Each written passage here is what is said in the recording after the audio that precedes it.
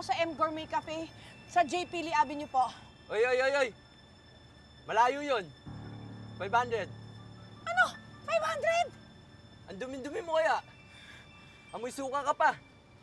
Lilinisan ko pa tong sasakyan ko pag ikaw yung sumakay. Sige, gawin mo 600. O sige na, sige na. Babayaran na lang kita pagdating ko doon. Ay, hindi. Ha? Hindi, may pera ako. Kaya kitang bayaran. Alam ko na yan, scammer ka. Ha? Hindi ako scammer. May pera ako. Kaya kitang bayaran, kuya. Banalize kamin mo. Hoy, hindi ako scammer. Ang yabang-yabang mo. Kala mo naman, ang baho-baho kaya ng taxi mo. He! Anong tinitingin niyo dyan? Alam niyo. God.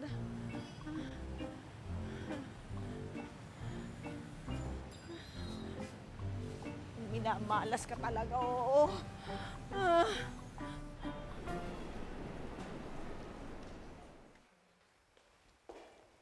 Tay, Anak,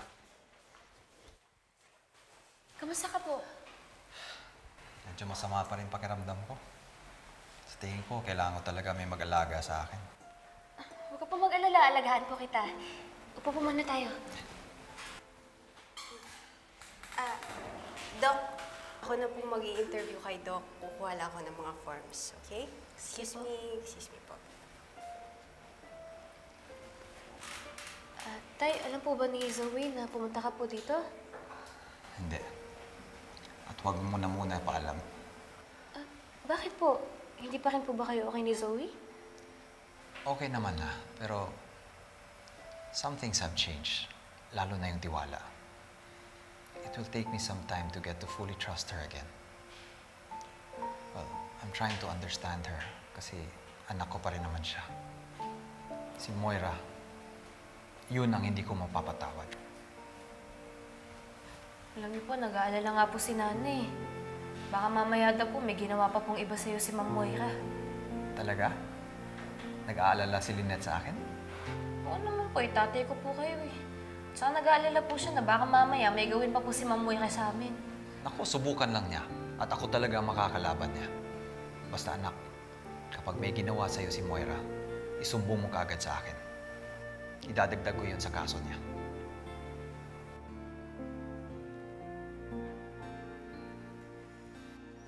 Buisit na taxi driver yan. Kala mo naman, ganda-ganda na sasakyan niya. He?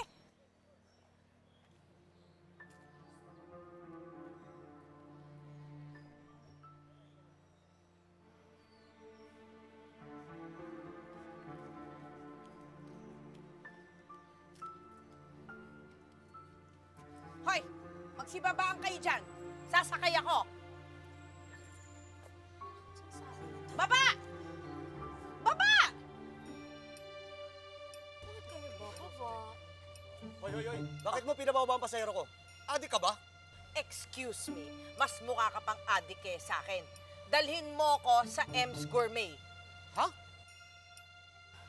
Siyempre, hindi mo alam yung M's Gourmet kasi social na restaurant yon. Nasa J. Pili Avenue yon. Dalhin mo ako doon. J. Pili Avenue? Malayo yun dito. Saka may pambayad ka ba? Wala akong cash ngayon, pero babayaran kita sa restaurant kahit doble pa, Manong. Hoy. Alam ko na yung mga style na yan. Style mo, bulok na yan. Pasalamat ka, mabait ako sa pulubi. Sige, pwede ka sumakay, pero sabit lang. Ano? Sabit? Oo, wala ka namang pambayad. At saka ang dumi-dumi mo. Madudubi alay mga pasahero ko. Excuse me, hindi mo ba ako kilala? Ako si Moira Tanyag at hindi ako sasabit dyan sa jeep mo. Di wag! Ang arte-arte mo. Ang arte. Oh no, sandali, panawin! Sasabit na